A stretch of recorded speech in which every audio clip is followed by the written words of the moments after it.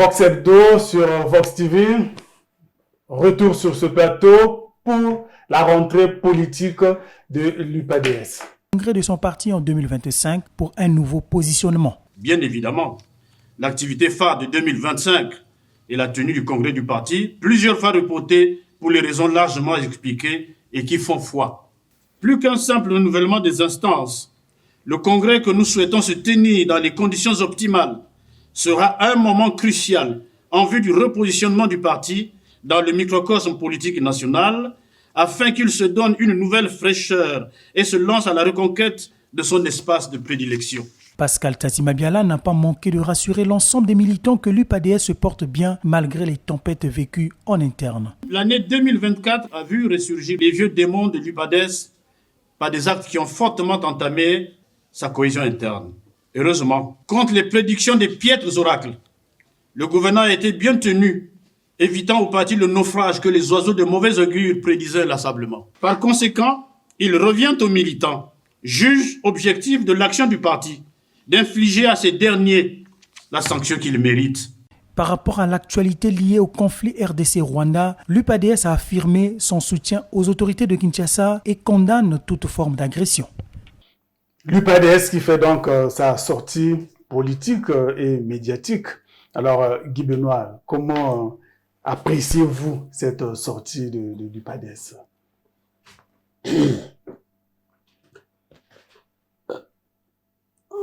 Politiquement, démocratiquement, le Congo ne gagne pas. C'est le surpris. Démocratiquement, pour l'assise de la démocratie, l'émergence de la démocratie, l'UPADS a beau faire son entrée politique, ça ne change rien. Parce que l'UPADS et le parti au pouvoir, c'est la même chose. Est-ce que vous savez que nous sommes en année charnière? Les élections sont en 2026.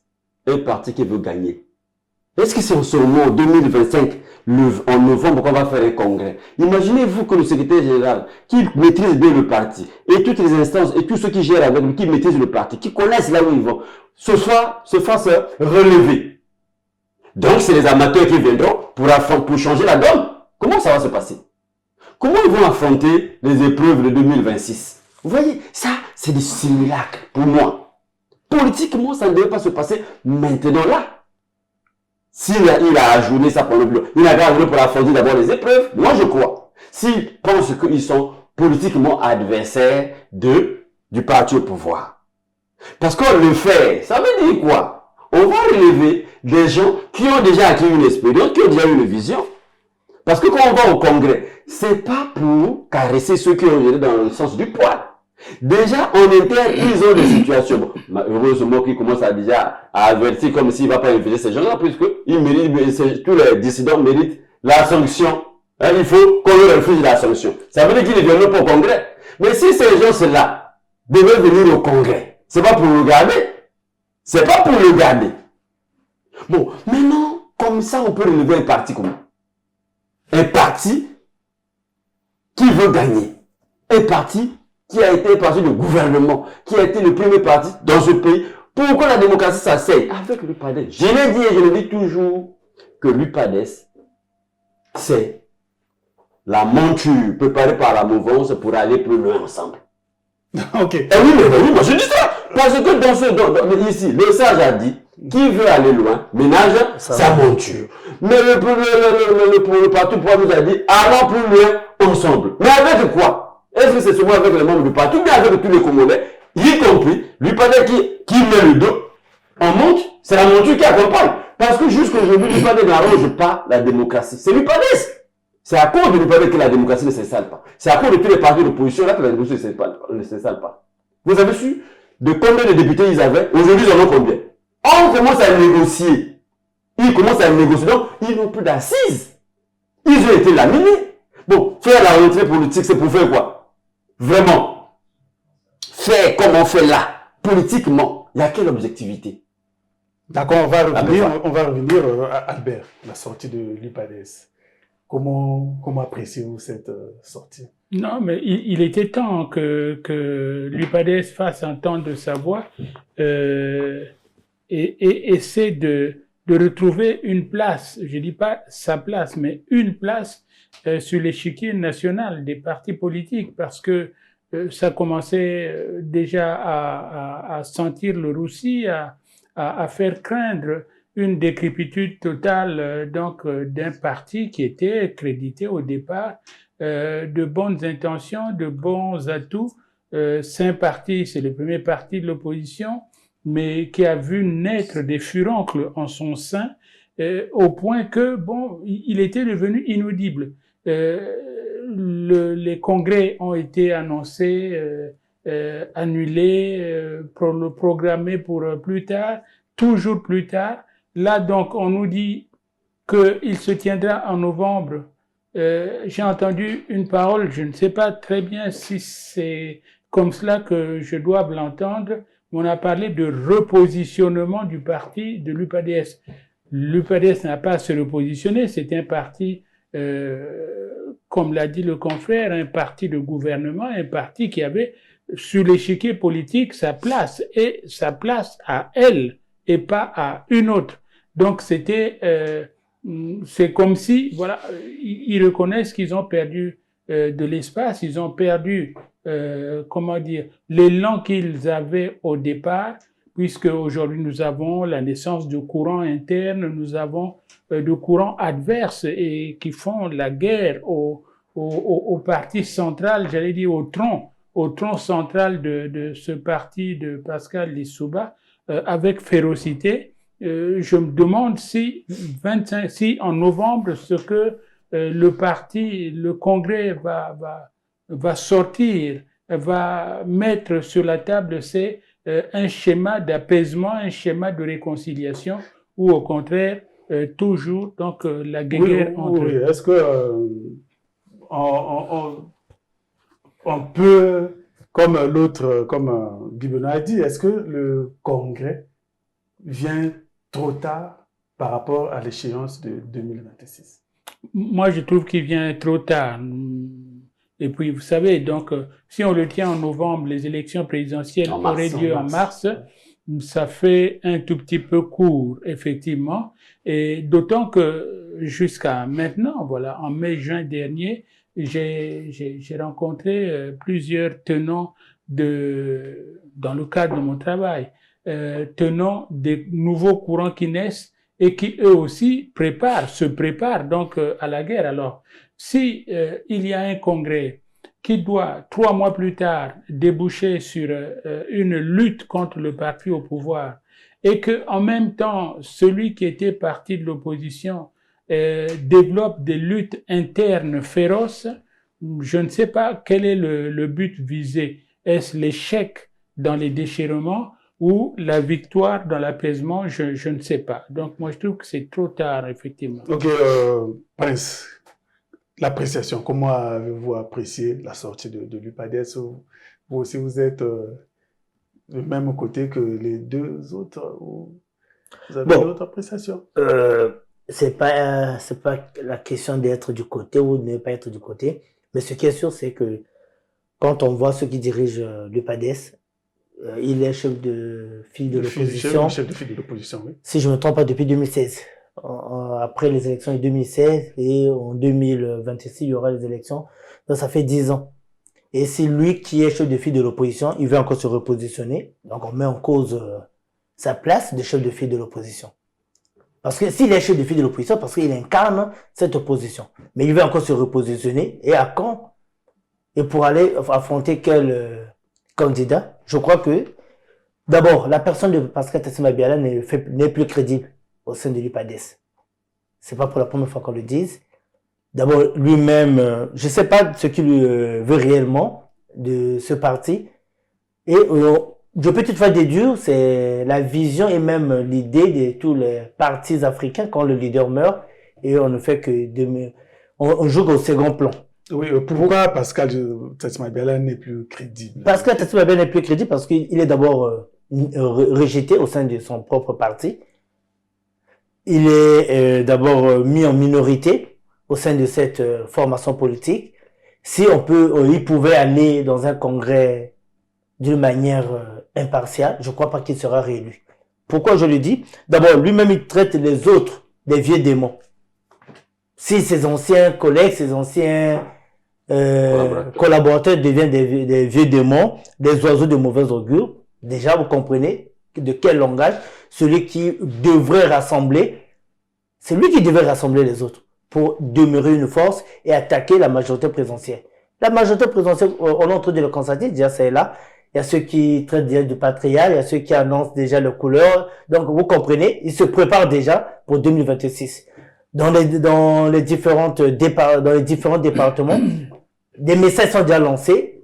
Il n'y a que X qui doit être candidat. Donc, vous comprenez, l'UPADES ne pouvait pas attendre, comme a su le dire le co-débatteur, novembre pour aller au congrès et peut-être, je crois, bon, c'est ce qu'il a toujours joué comme rôle, d'accompagner la majorité présidentielle, d'accompagner parce que il ne fait pas la force au temps normal. Il y a certaines choses que nous méritons d'éclaircir. Il y a certains qui pouvaient mieux gérer cette opposition que Pascal Tassima Biala. Et pourquoi pas lui? Pour le moment, mais non, mais il est soutenu. Il est soutenu de la même manière. Je l'ai dit la fois dernière, le poste où on avait relevé Kinubi Kambongo revenait du PADES. On l'a boudé. On a mis José Kinubi Kambongo. Lorsque la majorité présidentielle qui ne veut plus de Kinubi Kambongo le contacte, mais un opposant crédible devait refuser. Il devait leur dire de continuer avec votre gars, mais il revient encore. Parce qu'il sait bien que la même nourriture que vous avez vomi, je suis capable de manger. Pourquoi? Parce que je suis à votre service. Ceux qui sont en train de dénoncer, bon, vous êtes sûr que ceux qui l'ont placé là, comme premier secrétaire, aujourd'hui dénoncent sa mauvaise manière de faire. Ils n'ont pas raison. Mais il faut demander cette frange, les dissidents donc qu'ils qualifient comme des oiseaux de mauvais augure. Je crois que, bon, c'est la politique, c'est tout ça. Il faut savoir manipuler les autres pour bien gouverner. On verra en 2026 ce qui va arriver. Mais ce qui est sûr, l'UPADES a fait sa rentrée politique. Il fait son jeu, il joue sa politique. C'est tout ça, la démocratie congolaise. On la laisse évoluer ainsi, peut-être à la longue. Mais ce qui est sûr, que Pascal Tassima Biala laisse la place aux jeunes. Si c'est pas lui, Albert, l'UPADES peut-elle aujourd'hui faire un poids, constituer un poids devant le parti au pouvoir pour renverser la tendance en 2026? Non, en toute honnêteté, non, parce que d'abord les divisions et puis quand même le poids. Il est évalué aussi au nombre de députés que le parti a. Or, entre l'entrée en scène de M. Tsatima Biala et sa situation actuelle, celle de M. Tsatima Biala et la situation de l'UPADES y compris, les rangs des députés UPADES se sont étiolés considérablement. Donc, ils ne sont plus à même de constituer un contrepoids au rouleau compresseur en face. Non pas parce que le PCT a une plus grande ou une meilleure structuration des choses, mais simplement la réalité. Qu'est-ce qui reste en face à face sur le ring aujourd'hui? Monsieur Tsatima Biala va avoir des adversaires au sein de son propre parti auxquels il doit accorder de l'attention. Il doit recoudre les tissus déchirés de ceux qui étaient les figures marquantes de ce mouvement. Or, nous avons aujourd'hui, la plupart du temps, des figures qui, quand elles sont marquantes, sont en même temps blessées. Donc, nous parlons de Kinyumbi Kiambungu, qui est sorti, est allé créer la chaîne, mais nous parlons aussi de Madame Mounari. Donc, qui est décédé. Et donc, je ne vois pas en quoi l'UPADES aujourd'hui est une force. Il y a le nom, il y a le logo, c'est vrai, les 3 palmiers sont là, mais qui s'en inspire aujourd'hui pour dire, je le dis, c'est pas parce que la politique du PCT est meilleure. Au contraire, elle est même, je dirais, pratiquement pire que jamais. Mais ça n'est pas que l'UPADES viendrait remplacer donc ce PCT-là décrié. Ok, Prince, l'UPADES, devant le PCT en 2026, elle a des chances de réussir. Bon, parler des chances, vous savez, c'est le peuple qui sanctionne. Mais est-ce que le message, le peuple suit encore Bon, voilà pourquoi j'ai dit, si nous voulons compter sur l'UPADES, c'est pas avec la même idéologie que le parti au pouvoir. Guy Benoît l'a rappelé, ils sont de la même idéologie, la social-démocratie. Mais il devrait présenter à ce peuple un nouveau programme. Les gens ne devaient plus adhérer par rapport aux personnalités aux uns aux autres pour dire que non, je suis X ou je suis Y. Les gens devaient être convaincus des programmes. Quand il parle du repositionnement, mais je souhaiterais, comme conseil que je peux donner à Pascal Tati Mabiala, c'est de repositionner les cadres de son parti. Lui-même peut être peut-être président d'honneur et il peut repositionner d'autres qui vont accompagner et qui auront une autre vision du parti pour reconquérir le pouvoir. Un parti est créé pour conquérir le pouvoir, pas pour pour jouer le second rôle. Maintenant, si Pascal Tati Mabiala peut se contenter pour se frotter les mains et remplir ses poches, et d'être toutefois chef de l'opposition, même s'il n'a plus cette majorité.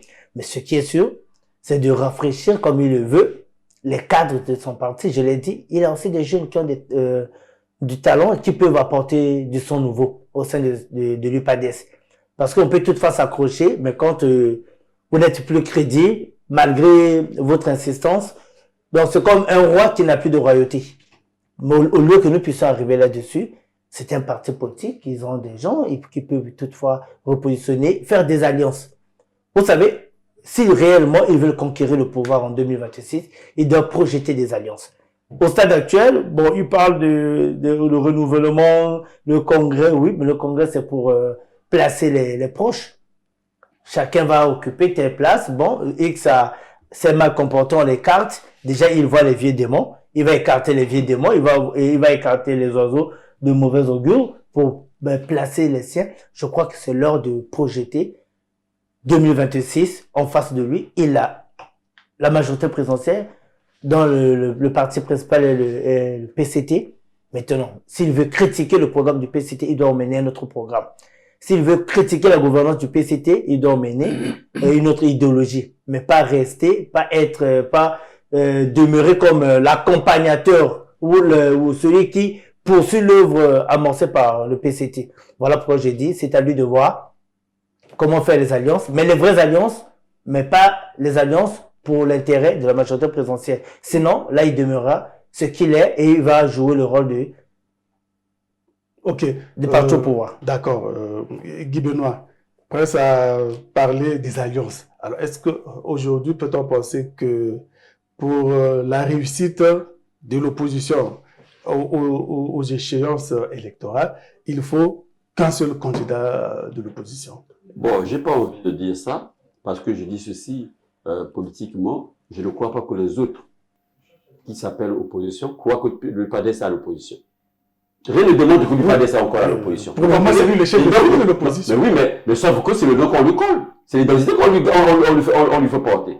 Et ce que l'UPADES est encore à l'opposition. Je n'en veux pour preuve que quoi? Vous savez, à l'époque, M. Fila incarne l'opposition au nom de la COPAR. Mais M. Tati Mabiala à l'Assemblée a mené la guerre, n'a jamais accepté que Fila faisait partie de l'opposition parce que Fila siégeait déjà au gouvernement. Mais aujourd'hui, il est du sort. L'UPADES siège au gouvernement ou pas? Par l'intermédiaire de Maurice Saï. L'UPADES siège bel et bien au gouvernement. Est-ce que l'UPADES fait encore partie de l'opposition? Non, l'UPADES ne peut plus faire partie de l'opposition. Comme M. Fila, il n'a jamais cru qu'il faisait partie de l'opposition. Donc lui aussi, il ne peut plus faire partie de l'opposition. Et en ce moment-là, si on doit affronter le PCT, ce n'est pas avec l'UPADES. Parce que l'UPADES, j'ai dit, et je le dis encore, accompagne le pouvoir. Le PADES accompagne le pouvoir. La preuve. Quand l'UPADES, c'est quand le pouvoir se débarrasse de Kinyundi qui jouait le jeu. Qui on a cherché? Pourquoi on n'est pas allé chercher au MCDDI ou bien à Yuki? Yuki avait des candidats, à bel et bien, le nombre de qui? Pourquoi on n'est pas allé? Mais on est allé, le même nombre que l'UPADES. Mais on a cherché à l'UPADES. Mais vous n'avez pas vu la satisfaction de monsieur Tati Mabiala? On fait, ça nous est revenu. N'est-ce pas? Mais qu'est-ce qu'on fait, ça nous est revenu? Ça veut dire qu'il se contente de la cagnotte. Ça veut dire, quand Kinyundi était là, puisque Kinyundi ne marchait pas à l'UPADES, il n'était pas content. Maintenant, quand on s'en débarrasse, il s'en saisit.